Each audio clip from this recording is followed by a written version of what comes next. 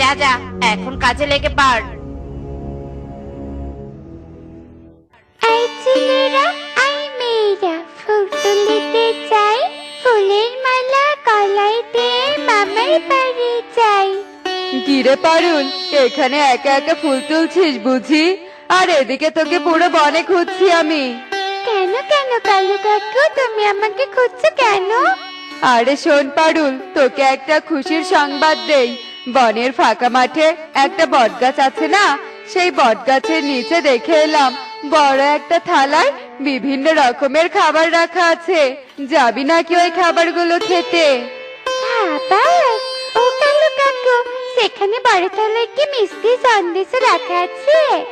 আরে হ্যাঁ বাবা হ্যাঁ, খেতে চাইলে এক্ষুনি যা, নয়তো অন্য পাখিরা টের পেলে তারা সব খাবার সাবার করে দিবে। না না, আমি একে যাব, আমি একে যাব। এই বলে পারুল কালু কাকের কথা শুনে উড়াল দিয়ে ফাঁকা মাঠের বটগাছের কাছে যায়, আর সেখানে গিয়ে বড় থালায় রাখা কোনো খাবারই দেখতে পায় না। আরে আরে, কোথায় বড় থালা, কোথায় খাবার? এখানে তো কিছুই নেই। কালু কাকু যে বললো বটগাছের নিচে অনেক খাবার আছে, কোথায় খাবার, কোথায়? পারুল যখন এসব কথা বলছিল, ঠিক তখনই বটগাছ থেকে লম্বা শাখা প্রশাখা বেরিয়ে আসে। আমি আমি কোথায় এসে বললাম? বাড়িতে যাব, আমি বাড়িতে যাব। মা, মা, বাঁচাও, বাঁচাও, মা বাঁচাও। মা পারুল, মা পারুল, কোথায় চলে গেলি রে মা? আমার ডাকে একটু সাড়া দে মা, আমার ডাকে একটু সাড়া দে। মা পারুল রে।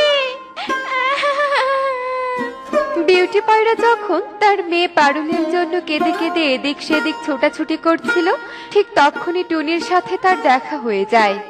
এ কি বিউটি, তুই কাঁদছিস কেন? সবকিছু ঠিক আছে তো? কোনো বিপদ আপদ হয়নি তো আবার? ওরে টুনি, আমি আমার পারুলকে কোথাও খুঁজে পাচ্ছি না। আমার পারুল বুঝি হারিয়ে গেছে। ও টুনি, তুই তো ওদিক দিয়ে এলি, আমার পারুলকে দেখেছিস? হ্যাঁ বিউটি, আমি আমার জমির জন্য ফসলের বীজ নিয়ে এলাম, কিন্তু পারুলকে তো কোথাও দেখিনি। তবে তুমি চিন্তা করো না, চলো আমার বাড়িতে চলো। আমার মেয়ে টিংটিংই হয়তো বা পারুলের খবর দিতে পারবে। হ্যাঁ হ্যাঁ, চলো চলো।